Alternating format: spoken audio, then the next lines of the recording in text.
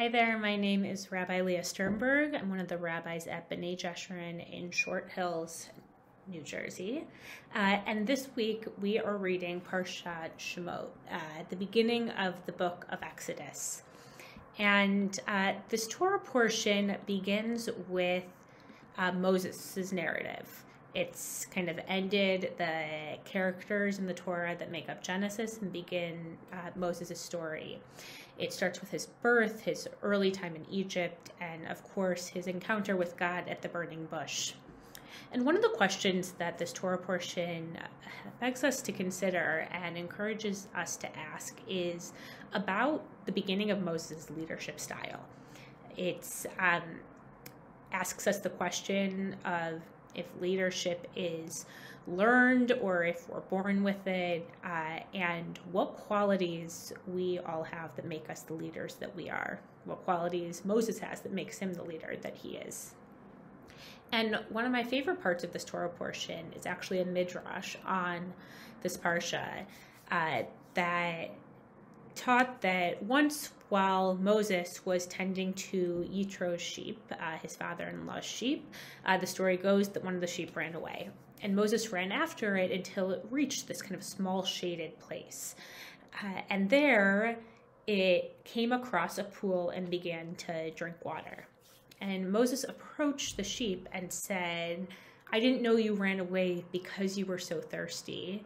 You must be exhausted." And Moses felt so bad. He felt this sense of compassion for the sheep. And then he put it on his shoulders and carried him back.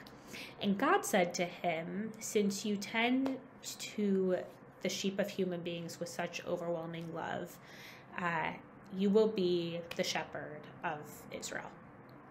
And that story I love so much because, yes, of course, it talks to the idea of Moses's sense of kindness and compassion. And it doesn't disregard all the other things that Moses is, of course, but it reminds us that as we start this new chapter in our history, as we start this new book of Torah, we do so with that core value in mind, that the way we approach things should be with the sense of compassion and kindness, just as we hope that Moses did, shepherding the Jewish people through the land of Israel, through the desert and then into the land of Israel.